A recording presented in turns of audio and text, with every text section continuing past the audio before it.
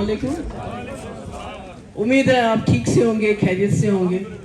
मुझे याद आता है थाना मंडी का वो ज़माना जब यहाँ बहुत ज़्यादा फायरिंग हो रही थी और हम आए थे और पैदल चले थे, घर में कोई नहीं था उस वक्त। पर अल्हम्दुलिल्लाह आज हालात ठीक हैं और मुफ्ती साहब ने उस पर बहुत बड़ा रोल अदा किया और 3 साल रहे वो। जो उनसे बन पड़ा, कॉलेज हो, सड़कें हो, बाबा गुलाम शाह पातशाह की तामीर हो, यूनिवर्सिटी हो या बाकी रहबर तालीम टीचर हो, मुगल रोड हो, जो मेरे ख्याल में 3 साल में किसी ने इतना काम नहीं किया होगा। मगर सबसे बड़ी बात, यहाँ के लोगों को तहफ़्फ़ुज़ दिया जो उसको तहफ़्फ़ुज़ नहीं था। कई बंदूकों के बीच में लोग बंद हो गए थे, ये मालूम नहीं था कि सुबह निकले शाम को वापस आएंगे नहीं आएंगे। तो आज मैं पार्लियामेंट इलेक्शन लड़ रही हूँ आपके इस इलाके से और उम्मीद करती हूँ कि आप ज़ात पात पार्टी लिहाज से ऊपर उठ के मुझे कामयाब करेंगे और मुझे दोबारा आपके पास शुक्रिया अदा करने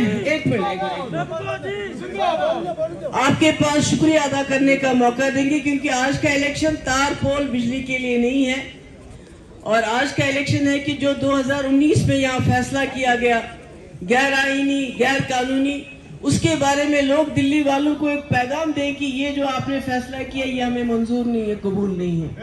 ये पैगाम बहुत ज़रूरी है और मैं यहाँ तमाम लोगों से जो यहाँ है, पहाड़ी हैं, कश्मीरी हैं, गुजर हैं, सबसे गुजारिश करना चाहती हूँ कि आप मुझे कामयाब कर लीजिए, मैं दोबारा वापस आऊँगी। आपने देखा इलेक्शन डिले किए गए, क्यों? क्योंकि उन्होंने देखा जो कश्मीर में पुंछ में लोगों का सैलाब आ रहा है, तो उस सैलाब को रोकना चाहते हैं। वो कैसे रुकेगा? उस सैलाब को रोकने के लिए आपने देखा होगा कल एक वीडियो भी चली जिसमें एक बीजेपी का लीडर धमका रहा है लोगों को कि अगर तुमने हमारे कहने पे प्रॉक्सी कैंडिडेट को वोट नहीं डाला तो हम 1947 जैसे हालात करेंगे। मेरे हिसाब से इस वक्त तो वो बीजेपी का लीडर जेल के अंदर होना चाहिए था, यूएपीए के अंदर। अगर किसी और ने ये बात की होती तो इस वक्त उसको यूएपीए के तहत जेल में बंद कर दिया होता। तो इसलिए इनकी कोशिश है कि भाई हमको थका दे, क्योंकि मेरे पास तो पैसा नहीं है, रुपया नहीं है। पहले मेरी पार्टी तोड़ी, मुझे बंद किया, ईडी के उसने बुलाया, मेरे वालिद के मकबरे का हिसाब किताब किया। मेरे पास तो कुछ नहीं, मेरे पास क्या है? मेरे पास लोगों की मोहब्बत के सिवा, प्यार के सिवा और तो कुछ है नहीं। तो मेरा क्या लेंगे, मेरा क्या बिगाड़ेंगे?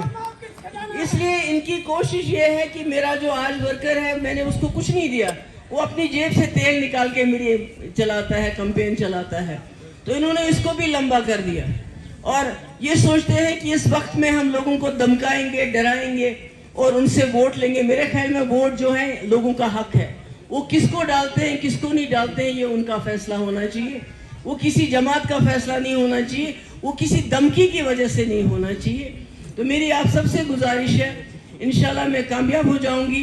मैं आपके पास दोबारा आऊंगी और जो नौजवानों के मसले होते हैं, कहीं क्रिकेट फील्ड, कहीं दूसरी तीसरी चीज़ों की डिमांड होती है, हमारी बच्चियों की अलग डिमांड होती है और उसको भी पूरा करूंगी। और यहाँ जो मुझे काफ़ी अपने पहाड़ी और गुजर भाई भी नज़र आ रहे हैं, मैं उनसे कहना चाहती हूँ कि मैंने देखा, मैं अभी जब आ रही थी तो कहीं नेशनल कॉन्फ्रेंस की कहीं रैली थी, मैं देखती बुजुर्ग, हमारे बुजुर्ग भाई दौड़ रहे थे, भाग रहे थे, जा रहे थे।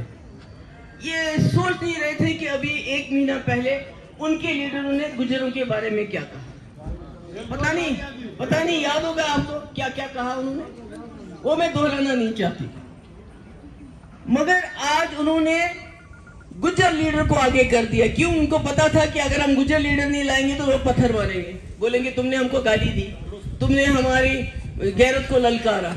तो आज जो हमारे गुज्जर भाई हैं उनको सोचना चाहिए कि जिस जमात ने आपको आपके कंधों से डंडा उतारा, इन जंगलों में आपकी कोई सेफ्टी नहीं थी। पोटा क्या था, टास्क फोर्स क्या था, इखवान क्या था, आर्मी क्या था, जो मुफ्ती साहब के एहसान हैं उस वक्त के, अगर उसको भूल के आज आप उस जमात को वोट देंगे जिस जमात ने आपको इतना बुरा भला कहा कि ये बिकते हैं, ये पैसा लेके वोट डालते हैं, तो अगर आज आप उसमें आके वोट डालेंगे तो मुझे लगता है आगे आपके लिए कौन काम करेगा। जब आपने बरादरी के नाम पे वोट देना तो आपकी सड़कें कौन देखेगा, आपके स्कूल कौन देखेगा, आपका पानी कौन देखेगा, आपका रोजगार कौन देखेगा, आपकी बिजली कौन देखेगा? तो मैं समझती हूँ कि सब लोगों को, मैं तो बिरादरी से ऊपर उठ के बात करती हूँ।